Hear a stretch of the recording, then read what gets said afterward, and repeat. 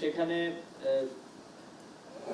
সভাপতি হিসেবে আছেন আমাদের মাননীয় প্রধান উপদেষ্টা ডক্টর মোহাম্মদ ইউনূস স্যার।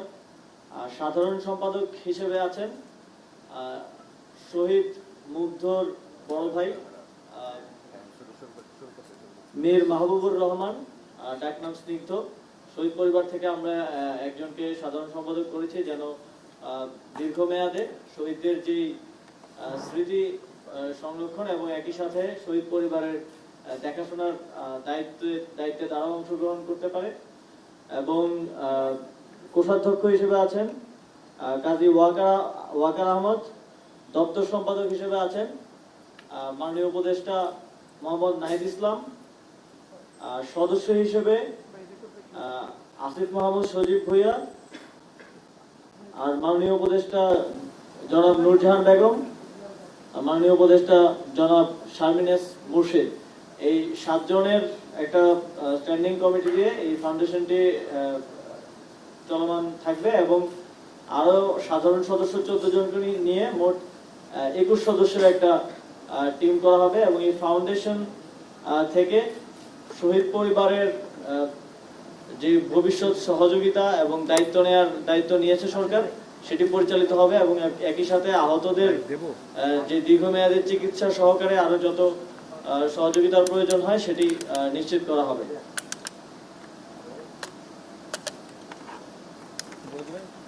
এখন কথা বলছেন মাননীয় উপদেষ্টা সৈয়দ রিজওয়ান হাসান।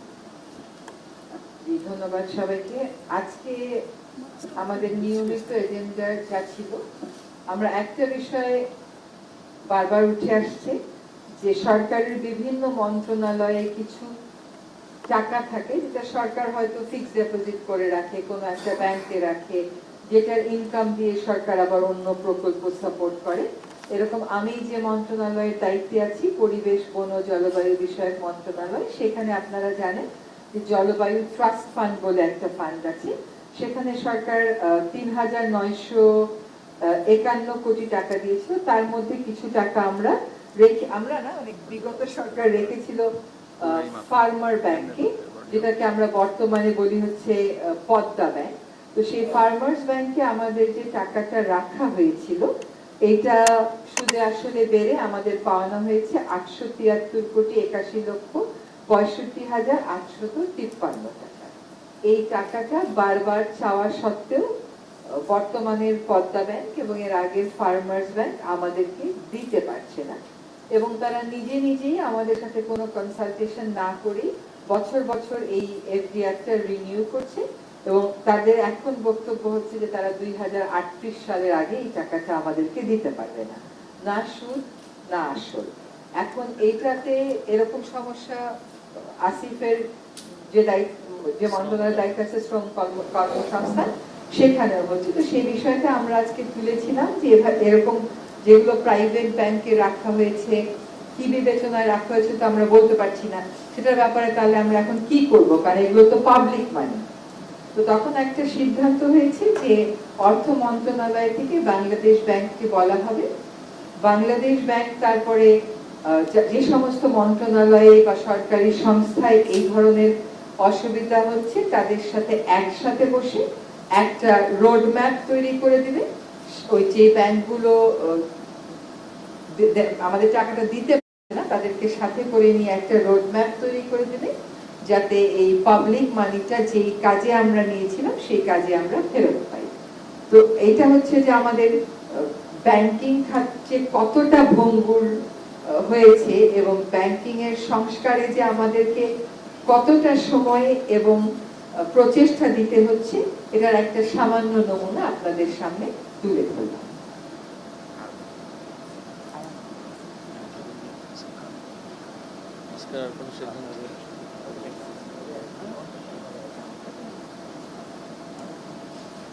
আপনাদের যদি আর কোনো প্রশ্ন থাকে,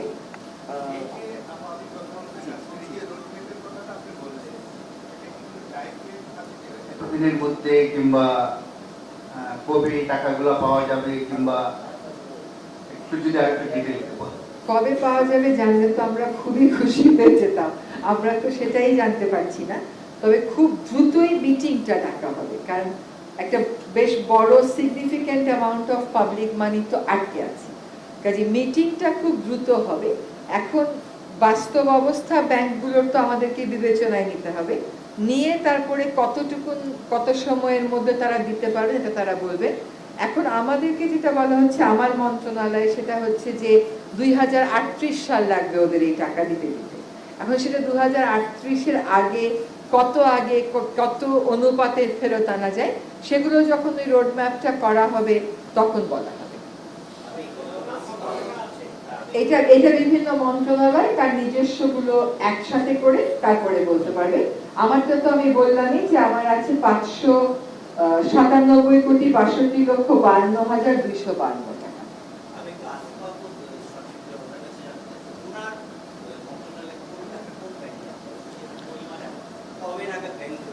আমি এই ইনফরমেশনটা আমাকে স্ট্যাটাসটা কি অবস্থায় আছে দেওয়ার জন্য আমাদের যুব কল্যাণ ফাউন্ডেশন একটা আছে এবং শ্রমিক কল্যাণ ফাউন্ডেশন আছে, একটা যুব ক্রীড়া মন্ত্রণালয়ের অধীনে আর একটা শ্রম কর্মসংস্থান। তো সেটার স্ট্যাটাসটা জানার জন্য আমি জানতে চেয়েছি। ইতিমধ্যেই শ্রমিক কল্যাণ ফাউন্ডেশনের প্রাইভেট ব্যাংকে যেগুলো আছে 114 কোটি টাকার একটা ফিগার আমি পেয়েছি, এবং দুইটা ফান্ড মিলে এটা আরও অধিক হবে, এবং সেটা কত এবং কোথায় কী অবস্থায় আছে সেটা জেনে, এবং তার প্রাপ্যতার নিশ্চয়তা কতটুকু আছে সেটা জেনে, এবং একই সাথে এটা এই বিষয়ে একটা জেনারেল ডিসিশনে প্রত্যেকটা মন্ত্রণালয়ে দেখা যাবে কোনো না কোনো ব্যাংকে এফডিআর আছে। এবং আপনারা জানেন গভর্নর সাহেবও বলেছেন যে কিছু ব্যাংক আসলে দেউলিয়াতের দিকে যাচ্ছে। তো সেক্ষেত্রে এই পাবলিক মানিটাকে কিভাবে রিস্টোর করা যায়, জনগণের জন্য, জনগণের সেবায় আবার কাজে লাগানো যায়, সেজন্য একটা জেনারেল ডিসিশনেই আমাদেরকে আসতে হবে। ম্যাডাম, আমি যুগান্তরে কাজ করি, আমিরুল ইসলাম। আমার জানার বিষয় হলো, প্রথম ফিগার হচ্ছে টোটাল টাকাটা যেটা জলবায়ু, আর ওইটা হচ্ছে আসলটা, এটা আসলটা যেটা জমা রেখেছিলাম, আর সুদ সহ তো এটা অনেক দূর বেড়েছে। এটা হচ্ছে 873,81,65,853। ম্যাডাম আমিরুল ইসলাম, যুগান্তরে কাজ করি। ম্যাডাম, একটা বিষয় জানার আমার একটা প্রশ্ন, সেটা হলো সরকারি প্রতিষ্ঠানের টাকা বেসরকারি ব্যাংকে রাখার ক্ষেত্রে কোনো আইনগত ব্যত্যয় ঘটছে কিনা, এরকম রাখার বিধানটা কি? জি, আমরা ইন্টারেস্ট বেশি পাওয়ার জন্য বা যোগাযোগ যার সাথে যার ভালো আছে সে বিবেচনায় হয়তো রাখা হয়েছিল। আজকে এটা আমি জেনারেল ডিরেক্টিভ বলবো না, কিন্তু আমরা যেরকম জলবায়ু পরিবর্তনের ট্রাস্টের যে টাকাটুকুন আছে, যেগুলো আমাদের এফডিআর ম্যাচিওর হয়ে গেছিল, আর একটাও আমরা সবগুলোই সরকারি ব্যাংকে রাখছি, এই জন্য ওদের একটা বন্ড কেনার সিস্টেম আছে, ওইটা কিনলে ওইখান থেকে আপনি ইন্টারেস্ট বেশি পাবেন।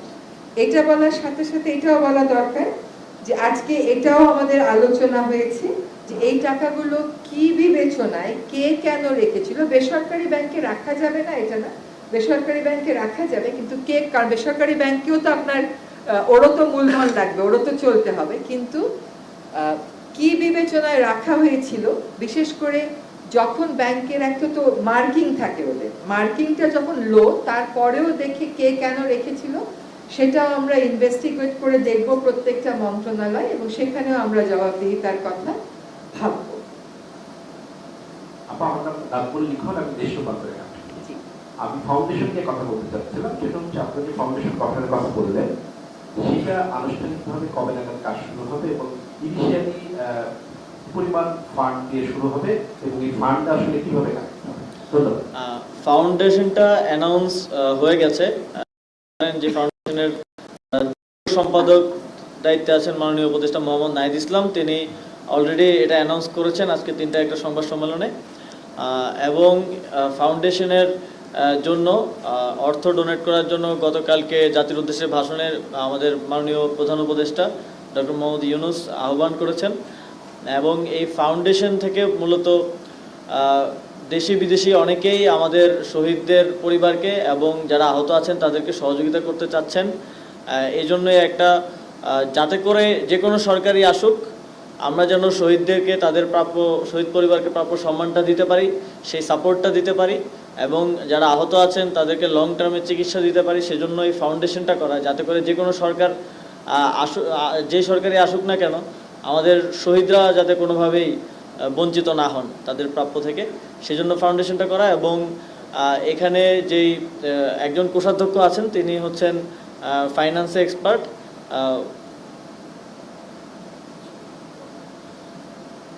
কাজী ওয়াকার আহমদ। তো তার তত্ত্বাবধানে এবং আমরা যাতে করে সকল শহীদ পরিবার তাদের যে প্রাপ্য সম্মান এবং যে আর্থিক সহযোগিতা প্রয়োজন হয় এবং আহতরা লং টার্মে চিকিৎসা পায়, সেটা এই ফাউন্ডেশনের যে স্ট্যান্ডিং কমিটি থাকবে সেখান থেকে আমরা নিশ্চিত করব। আমার নাম মোস্তাফিজ, আমি ফিনান্সিয়াল এক্সপার্ট। সম্প্রতি দুইটা বড় বিষয়, একটা হচ্ছে যে শেখ হাসিনার প্রত্যাবর্তন নিয়ে যে আমরা গতকাল তো ভারতের পররাষ্ট্রমন্ত্রীর বক্তব্য শুনেছি, এটি আরেকটা হচ্ছে যে বিভিন্ন ধরনের নেতিবাচক মন্তব্য আমরা ভারতের বিভিন্ন পর্যায়ে কর্মকর্তাদের কর্মসূচি এই বিষয়টি নিয়ে আলোচনা হয়েছে কিনা কাউন্সিলে, বা এই যে দুটি ঘোষণা আপনারা দিলেন এর বাইরে আর কি কি আলোচনা ছিল? আজকে খুব বেশি আর আলোচনা ছিল না, কিন্তু তারপরে আমরা মনে করেছি আপনাদের সামনে আসা দরকার। শেখ হাসিনার প্রত্যাবর্তনের বিষয়ে আমাদের অবস্থানটা স্পষ্ট। বিচারের স্বার্থে গণহত্যার যে অভিযোগটা আছে সেটার বিচারের স্বার্থে, নির্যাতন নিপীড়নের স্বার্থে এবং সর্বোপরি একটা ফ্যাসিবাদী ব্যবস্থার মুখপাত্র হিসাবে বিচারের প্রক্রিয়াতে তাকে থাকতে হবে, কারণ দায় দায়িত্ব এখানে একটা ব্যাপার আছে। এখন সেই প্রত্যাবর্তনের কথা বলা হয়েছে, সেই প্রত্যাবর্তনটা কোন প্রক্রিয়ায় হবে, দুই দেশের মধ্যে কিভাবে কথা হবে, সেইগুলো তো প্রক্রিয়া পরের ব্যাপার। যখন আইনি প্রসেসটা শুরু হবে তখন এগুলো আমরা দেখব। আরেকটা হচ্ছে নেতিবাচক বিভিন্ন মন্তব্য আছে। এটা আমরা তো গত 15 বছর বেশিরভাগ মানুষই এই দেশে ছিলাম, বাস্তবতাটা আমরা সকলেই জানি। কিন্তু আমাদের চেষ্টা হবে আমাদের পাশের দেশ এবং সকল দেশের সাথে বন্ধুত্বপূর্ণ সম্পর্ক বজিয়ে রাখা, তবে সেটা হতে হবে ন্যায্যতা আর সমতার ভিত্তিতে। এটা বারবার ক্লিয়ার করা হচ্ছে। এখানে কোনো নতজানু নীতির বিষয় নেই। যেটা আমাদের অধিকার, যেটা আমাদের প্রাপ্য, যেটা আমাদের বিবেচনায় সঠিক, সেই কথাগুলো যেই চ্যানেলে আমাদের বলা দরকার, তা সেটা কূটনৈতিক হোক, তা সেটা রাজনৈতিক হোক, তা সেটা ব্যক্তিগত হোক, তা সেটা আন্তর্জাতিক হোক, আমরা সেগুলো বলবো।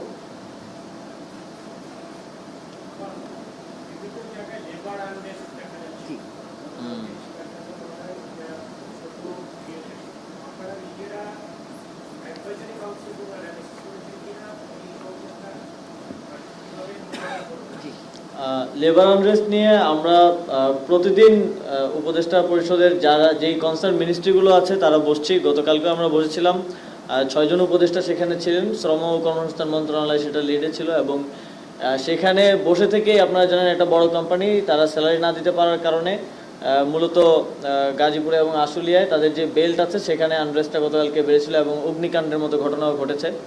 সেখানে একদম বসে থেকেই আমাদের মাননীয় অর্থ উপদেষ্টা বাংলাদেশ ব্যাংকের গভর্নরের সাথে কথা বলে তাদের ৭৯ কোটি টাকা ঋণের ব্যবস্থা করেছেন এবং সেই বেল্টের যে শ্রমিকরা আছেন প্রায় ৪০,০০০ শ্রমিক, তাদের বেতনটা পরিশোধ করা হয়েছে ইতিমধ্যেই। এবং আজকে সেজন্য লেবার আনরেস্টটা কিছুটা কম আছে, কিন্তু তারপরেও আমরা খুব ক্লোজলি লুক আফটার করছি এবং যেই সমস্যাগুলো আছে সেগুলো সমাধানের জন্য আপনারা জানেন একটা পর্যালোচনা কমিটি শ্রম মন্ত্রণালয় থেকে করে দেওয়া হয়েছে।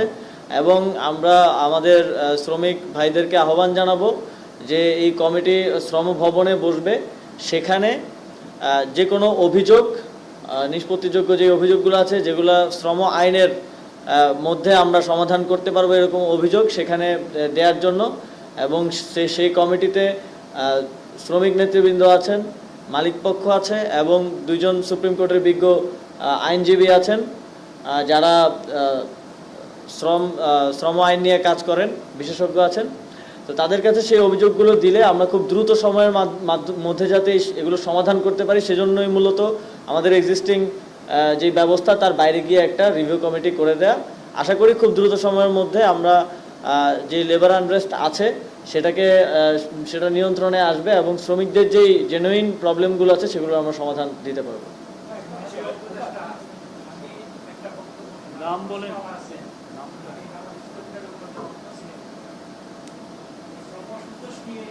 সরকারি একটা বক্তব্য আমরা যেটা বলা হচ্ছে যে এর পেছনে বিদেশি ষড়যন্ত্র কিন্তু সরকারের পক্ষ থেকে এই বক্তব্যটা এসেছে আমরা মনে করি সরকারের কাছে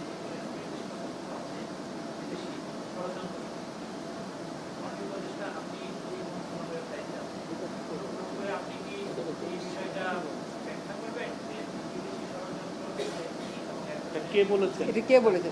এই সেক্টরুজ্জামানের কার? আচ্ছা আচ্ছা, আমার সচিব।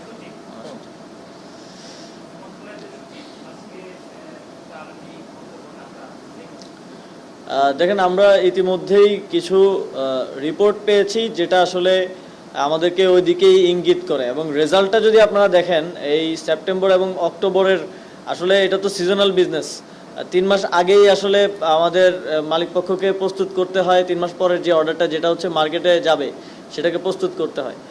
তো সেই অর্ডারগুলো কিন্তু অনেক জায়গায় ক্যান্সেল হয়ে যাচ্ছে, তো প্রায় 15 থেকে 20% অর্ডার ক্যান্সেল হচ্ছে, এবং আমরা দেখতে পাচ্ছি যে কিছু নির্দিষ্ট দেশের বায়াররাই সেই অর্ডারগুলো নেওয়ার জন্য লবিং করছেন, উঠে পড়ে লেগেছেন। তো সেই জায়গা থেকে আমাদের শ্রম কর্মসংস্থান মন্ত্রণালয়ের যিনি নতুন সচিব নিযুক্ত হয়েছেন তিনি এই কথাটি বলেছেন, এবং রেজাল্ট দেখে আসলে লক্ষণটা বোঝা যায়। আমরা আশা করি খুব দ্রুত সময়ের মধ্যে যে আনরেস্ট আছে এটা নিয়ন্ত্রণে আসবে, এবং আসলে এখানে কোনো শ্রমিক আসলে তার ফ্যাক্টরিতে হামলা করবে না কখনো, কারণ তাহলে মাস শেষে সে বেতনটা পাবে না। সেই ফ্যাক্টরিটা বন্ধ হয়ে গেলে সবচেয়ে বেশি ক্ষতিটা যে হয় শ্রমিকের হয়, মালিক তো বিত্তশালী। তো কোনো শ্রমিক কোনো ফ্যাক্টরিতে হামলা করেনি, এ ধরনের কোনো ঘটনা এখন পর্যন্ত আমরা পাইনি, বরং আমরা দেখেছি যে সেখানে বেকার যুব সংঘের নামে যারা বিভিন্ন ফ্যাক্টরিতে হামলার চেষ্টা করেছে, অনেক ফ্যাক্টরিতে শ্রমিকরা বেরিয়ে এসে সেটাকে প্রতিহত করেছে। এবং আপনারা জানেন যে বেকার যুব সংঘের একজনকে নেত্রকোনা থেকে অ্যারেস্ট করা হয়েছে গাড়ি ভাঙচুর এবং কারখানায় হামলার অভিযোগে, এবং পাওয়া গেছে তিনি ছাত্রলীগের পোস্টেড নেতা ছিলেন ওই এলাকার। তো এখানে ভেতরে ষড়যন্ত্র যেমন আছে, আবার শ্রমিকদের জেনুইন দাবি কিছু আছে, এবং আপনারা জানেন দীর্ঘ 16 বছর শ্রমিকরা যে বঞ্চনার শিকার হয়েছে, তারা তাদের কথাগুলো বলতে পারতো না। একটা গণতান্ত্রিক পরিবেশ তৈরি হয়, তারা কথা বলার স্বাধীনতা পেয়েছে, এবং আমরা সেটাকে সাধুবাদ জানিয়ে একটা রিভিউ কমিটি করেছি। একটা প্রসেসের মাধ্যমে দাবিগুলো আমাদের কাছে আসলে আমরা সেগুলো সমাধান করব, কিন্তু যারা সেখানে বহিরাগত এবং যাদের ইন্ডাস্ট্রিয়াল এর সাথে কোনো সম্পর্ক নেই এবং জুট ব্যবসাকে দখল করাকে কেন্দ্র করে সেখানে আনরেস্ট করছে কিংবা উস্কানি দিচ্ছে, তাদের ব্যাপারে সরকার ইতিমধ্যেই কঠোর ব্যবস্থা নিচ্ছে এবং ভবিষ্যতে আরও কঠোর ব্যবস্থা নেবে। নাম বলেন। ঢাকা পোস্ট। ঢাকা পোস্ট।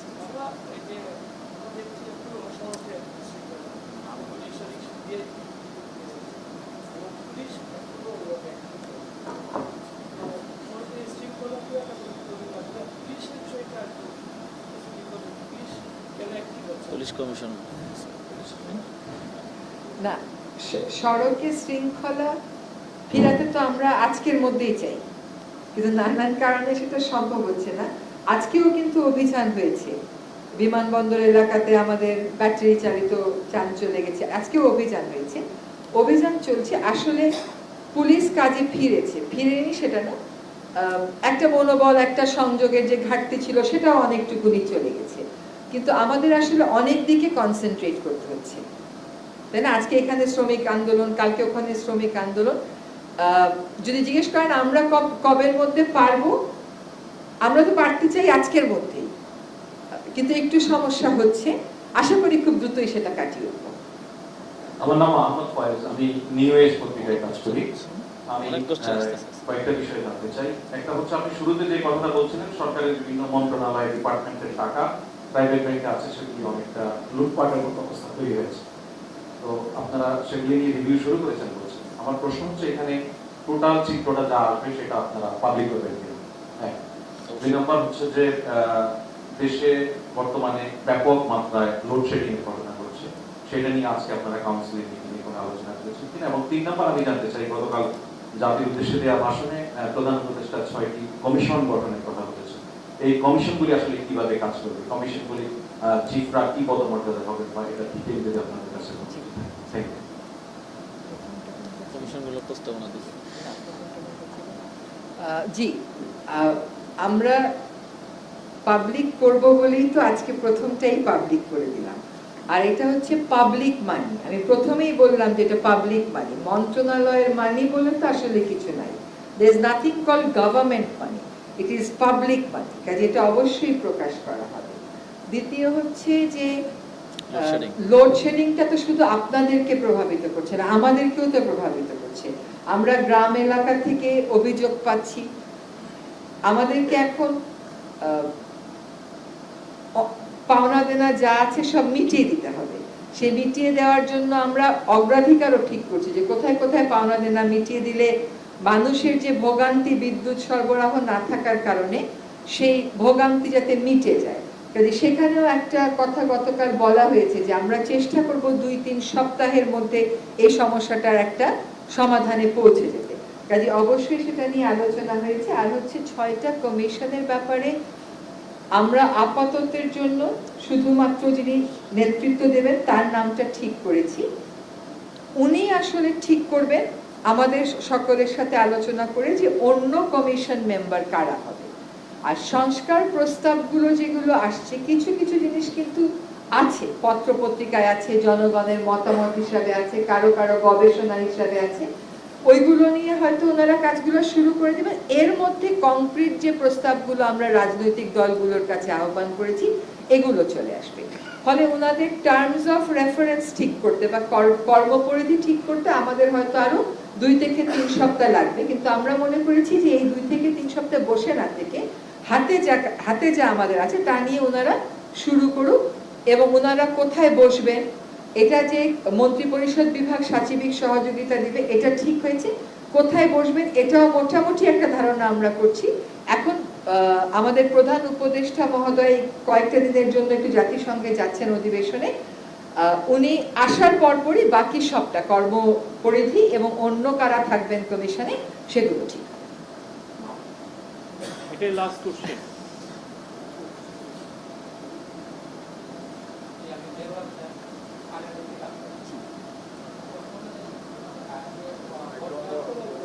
জোরে সাউন্ড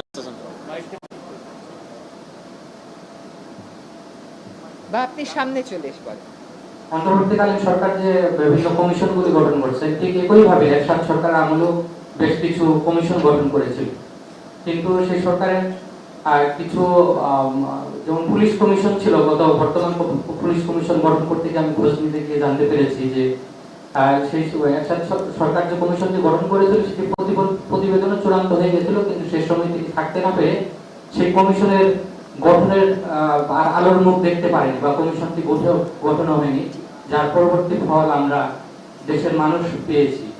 বর্তমান সরকার ভালো ভালো উদ্যোগ নিচ্ছেন, কমিশন গঠন করছেন, কিন্তু এগুলো আসলে গঠন করতে কত সময় লাগবে, এগুলোর কোনো নির্দিষ্ট টার্গেট আছে কিনা? মানে প্রতিবেদন ঠিক করতে মানে এগুলো কতদিন এই কমিশনগুলো তাদের কার্যক্রমে যাবে? প্রথম কথা হচ্ছে কি, এরশাদ সরকারের সাথে এই সরকারের একটা বড় পার্থক্য রয়েছে। এই সরকারটা হচ্ছে একটা গণ অভ্যুত্থানের আউটকাম, এবং সেই গণ অভ্যুত্থানের 2টা মূল শব্দ ছিল, একটা হচ্ছে বৈষম্য বিরোধী, আরেকটা হচ্ছে সংস্কার। এবং এটার উদ্দেশ্যই হচ্ছে একটা প্রকৃত গণতন্ত্রের দিকে দেশটাকে নিয়ে যাওয়া। যেহেতু এরশাদ সরকারের সাথে আমাদের ফাউন্ডেশনেই অনেক পার্থক্য আছে, তার সাথে আমাদের কর্মপদ্ধতি, কর্মপরিকল্পনা এবং উদ্দেশ্যকে আমরা কোনোভাবেই মিলিয়ে ফেলব না। এই যে কমিশনগুলো হলো, প্রাথমিকভাবে আমরা আশা করছি তারা 3 মাসের মধ্যে তাদের রিপোর্ট দিতে পারবেন। এইগুলো আদৌ বাস্তবায়িত হবে কিনা সেটা নির্ভর করবে যে রাজনৈতিক ঐক্য এগুলোর সপক্ষে আমরা গড়ে তুলতে পারি কিনা। এই জন্য কিন্তু সংস্কার বিষয়ে আমরা রাজনৈতিক দলগুলোরও মতামত চাচ্ছি, এবং রাজনৈতিক দলগুলোর মধ্যেও নিশ্চয়ই এতদিনে এই উপলব্ধি এসেছে, যেটা আপনি বললেন যে এরশাদ সরকার করে যেতে পারেনি, তার ফল কি হয়েছে এটা রাজনৈতিক দলগুলো দেখেছে, তারাও কোনো সংস্কার করেনি, এর ফল কি হয়েছে এটাও 5ই আগস্টে গোটা জাতি দেখেছে। কোনো রাজনৈতিক দল নিশ্চয়ই অজনপ্রিয় হয়ে আবার একই রকম ফলাফল দেখতে চাইবে না। এই জন্য প্রথম থেকে আমরা মত বিনিময়ে তাদেরকে অন্তর্ভুক্ত করেছি, এক পর্যায়ে আমরা সংলাপে যাব। ওই সংলাপের মাধ্যমে রাজনৈতিক মতৈক্য গড়ে সংস্কার বিষয়ে সুনির্দিষ্ট অঙ্গীকার, সুনির্দিষ্ট কোনো কোনো ক্ষেত্রে সংশোধনী এনে তারপরেই আমরা নির্বাচনের কথা ভাবছি। এবং রাজনৈতিক দলগুলো ইতিমধ্যে স্পষ্ট করেছে যে আগে সংস্কার, পরে তারা নির্বাচনে যেতে চান। কাজে আমি মনে করি যে আজকের দিনে বাস্তবতাটাও ভিন্ন, প্রেক্ষিতটাও ভিন্ন। Thank you.